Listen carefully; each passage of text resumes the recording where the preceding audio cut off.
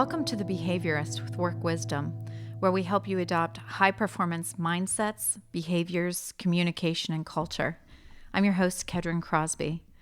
Our intention for the Behaviorist podcast is to share accessible, concrete practices that you can weave into your whole life to begin a shift toward joy and meaningful achievement. Today, we're turning our focus on mindsets, and we're grateful to have Sarah Colantonio, a partner at Work Wisdom, joining us. The first question I want to ask you, Sarah, is why this work around growth mindsets or even mindsets in general is important to you. Can you tell me a little bit about your story and what led you to feel so compelled to share the work around mindsets with others? Yeah, sure. So you're the one who introduced me to this notion of growth mindset. And when I first learned about it, I got so excited because it was like breaking out of a prison. It was recognizing that there's a different way to look at the same situation that can be really empowering or exciting or even really positive. And so the introduction to it was had to do with reading about Carol Dweck, who is a researcher and who was really interested in how people respond to failure. How do they react when they mess up? And so she started by studying looking at how children reacted to this. And so she had a group of children and she gave them a puzzle that was pretty challenging and they had to do the puzzle. And so it was challenging, but they could do it and they felt pretty good about it. They accomplished it. And so that wasn't that surprising. But then she gave them a puzzle that was too hard for them. It was like beyond their intellectual capabilities. And sat back to see how they responded to this. And so she was really amazed by the range of responses. That, you know, some of the responses are pretty predictable. Like some of the kids were frustrated that they couldn't figure it out. And so she wasn't terribly surprised by that. She was surprised by some of the kids who outright lied. They said, "Oh, I have this puzzle at home and I've already done it, so I don't need to do it." And she was like, "Wow, that's amazing that they would invent this story. There's no way that was true." So that was interesting to her. But the thing that really fascinated her was the children who seemed to be really excited about the challenge of this puzzle that they couldn't figure out. And so, you know, one kid was like, "Oh, I was hoping we would learn something today." And, you know, another kid was like, "Oh, I was hoping I would be challenged today." And so even though they couldn't figure it out, they just dug in and worked harder. And, you know, they believed that they were learning, as opposed to the kids that got frustrated or even the kids that outright lied and said, "Oh yeah, I've already done this." And they were right. They were right. They were learning. And so that outcome of that study really spawned much more years of research around this notion of growth mindset, which is where people look at an obstacle perhaps as an opportunity or a way to grow. And I love that because life is challenging, isn't it? I mean, every day it could be large or small, but we're confronted by things that we're uncomfortable with, or we don't know how to handle, or we don't know what to do. And instead of thinking of it as breaking us down, it's actually, oh, this is something that's strengthening me. This is something that's helping me learn. And so I love that notion. And that's why I got obsessed with it, because I don't think that instinctively I come from a growth mindset where if I'm faced with a problem, I think, oh, how is this going to teach me? I think, oh no, what am I going to do? So I think that's the biggest reason why I became so obsessed with this. Yeah, it reminds me of that quote, and I think it's Anthony DeMello, where he says, nothing is good or bad, but our thinking makes it so. Yeah. So when we're defining mindset or even growth mindset, how are we defining that? Well, you can think about growth mindset as it's a perspective, and it is where you look at a situation as an opportunity for growth, for learning, for strengthening. So it could be anything. It could be some challenge at work, somebody that's, a new boss that's really difficult to work with, or, perhaps like a budget issue or, or maybe some really difficult feedback that you got from someone who's above you. And looking at that instead of a defeated way, in an interested way, like, what can I learn from this? How can I grow from this? What can I take from this? And so in contrast to a growth mindset where you look at a difficulty as an opportunity for growth, a fixed mindset, and Carol Dweck talks about this in her book, Mindset, The New Psychology of Success. She talks about a fixed mindset as this perspective or mindset where everything is fixed. So my level of intelligence, my ability, all of that is fixed. So, for example, the kids that lied about the quiz or about the puzzle, they were exhibiting a fixed mindset. So they probably were really smart kids. They had high IQs and identified as very intelligent. And so when faced with a puzzle that they couldn't solve, it was too difficult for them to marry the idea that they couldn't do this thing. So they lied about it. They said they didn't want to be associated with it. So in contrast, the growth mindset is curious and eager for those opportunities, those difficulties, because it leads to growth and it leads to learning and expansion and ultimately success. Yeah. And as you're talking about it, it makes me realize that really in order to grow in our mindsets, we need to face some of our biases that are on rotation that we don't even recognize that we have. So those little kids who were maybe told that they were smart, they had cognitive dissonance when there was information that came at them that was different from the identity that they held so closely, that they were smart, and that caused pain. So, we could do a whole show. Maybe we should do a podcast just on why we need to examine our mindsets: anchoring bias, the halo effect, confirmation bias, attribution error, implicit bias, in-group bias, blind spots, sunk costs. All of these are opportunities to examine our thinking and the loops that we have going round and round that are often giving us the same result. So I'm also really interested. The work of growth mindsets that Carol Dweck has done is fascinating.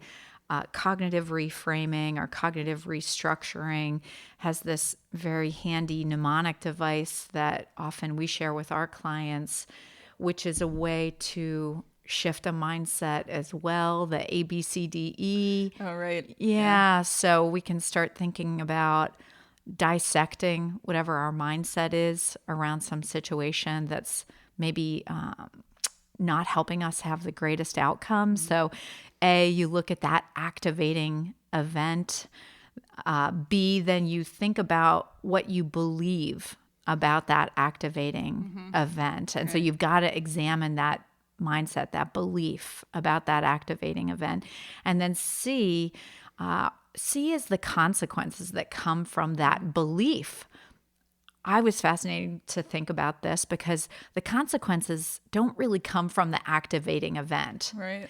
but they come from how we believe, what we believe about that activating event.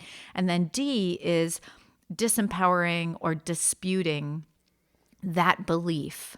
so that you get a different outcome. So if you can disempower whatever that belief is, rather than that person doesn't respect me, maybe the belief is that person's having a bad day. Right. And it changes the consequence. And so then E is, reaping the emotional effects of this new way of being. So that's one concrete way to shift a mindset through cognitive reframing or cognitive restructuring. I'd love to hear about some concrete tools or practices that an organization or even a leader could adopt in order to really embrace growth mindset.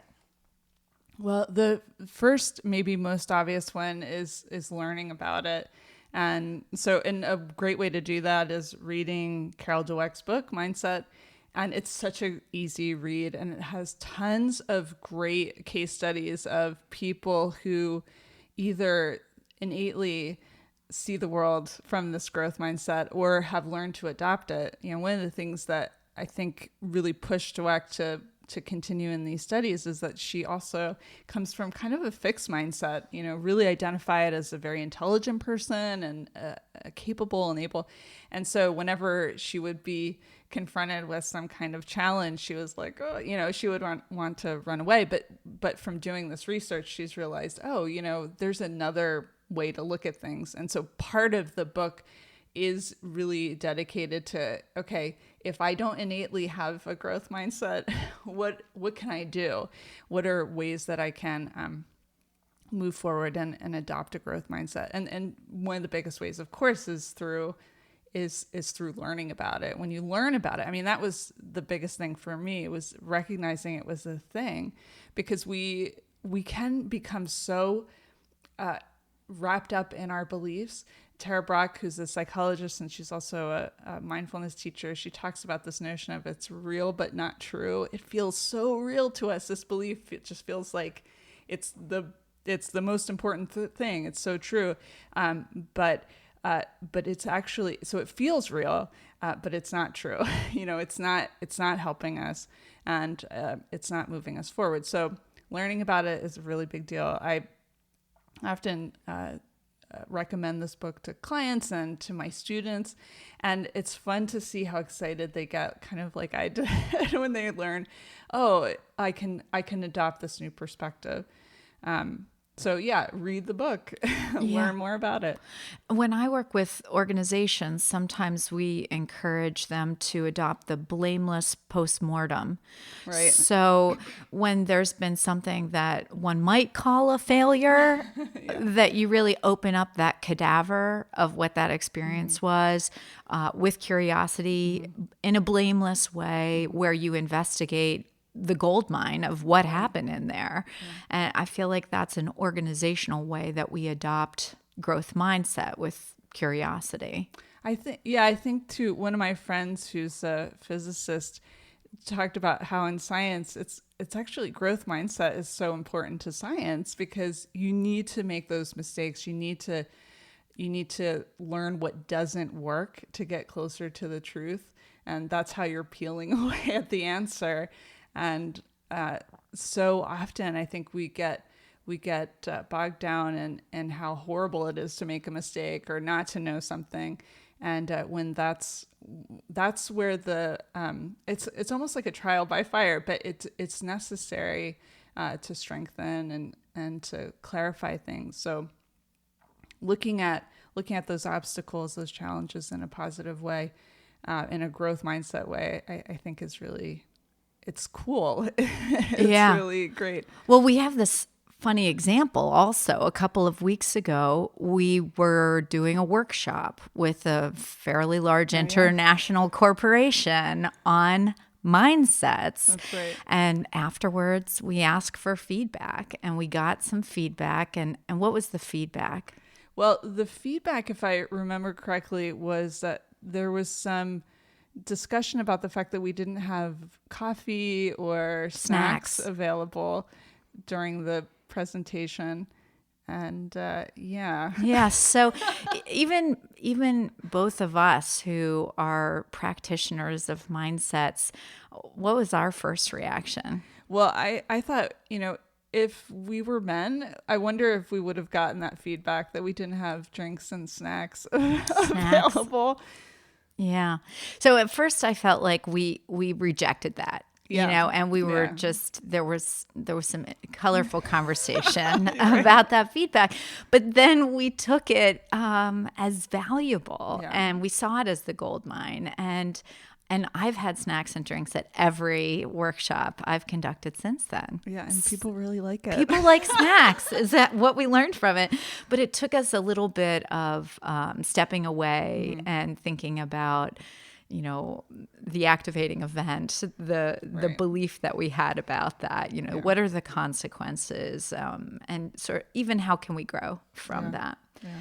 So, is there one practice that you would encourage our listeners to adopt for themselves that would most significantly improve how they manage their mindsets in a way that they'll have the most productive outcomes? So I would say involves a lot of self-examination, asking yourself questions. So when you have a success, where do you attribute that success? Do you put it all on yourself, and that you are wonderful and you figured this out on your own? Or how do you see that? And so then when you make a mistake, when you fail, again, where do you attribute that failure? And examine your own thinking. I was just looking on social media, and there was a post that this guy was on a television at the airport, and he was like, when you're on television in the airport and you're the only one watching it. And I kind of laughed, and I thought, man, but you're on TV, man. That's pretty cool. So it's looking at your perspective. Am I looking at this as like, oh man, I'm on TV, but no one's watching it, or I'm on TV, So asking those questions, like, where do I attribute my failure? Where do I attribute my success? How do I look at the challenges that arise? Do I see them as a problem for me, as I start to identify with, I can't do this, I'm a screw up, or do I see it as a challenge? I think about, in the book, Dweck talks about Mia Hamm, who's this really talented, famous soccer player. And all growing up, she continually played on teams and with people that were older than her, stronger than her, better than her. And it pushed her to be better. So I think looking for those instances of, how do I react, I think is really important. We do so much work in helping leaders become coaches. And part of mindsets that I have found to be incredibly valuable is the notion of rewarding effort. Right. Yeah. When we're trying to coach an emerging leader or a high performer, rather than turn them into a diva by acknowledging their results all the time, rather focus on the effort that they put in, the creativity they put in, the resourcefulness that they put in. So that's also part of growth mindset that I have taken away as really valuable. Well, thanks, Sarah, for being part of this movement of delivering concrete, helpful skills to leaders, teams, and organizations. Thank you, listeners, for downloading The Behaviorist. We hope you'll subscribe. You can stream our next episode where we dive into leadership derailers so that you can become better versions of yourselves. Please reach out through our website, workwisdomllc.com, where you can enjoy Work Wisdom Press, Work Wisdom Productions. You can ask us questions and suggestions and make suggestions of topics you'd like us to explore in future episodes. As is our custom, we'll leave you with 1 Minute Wisdom by Anthony DeMello. To newcomers, the master would say, "Knock and the door will be open to you." To some of them, he would later say conspiratorially, "How would you expect the door to be opened when it was never shut?"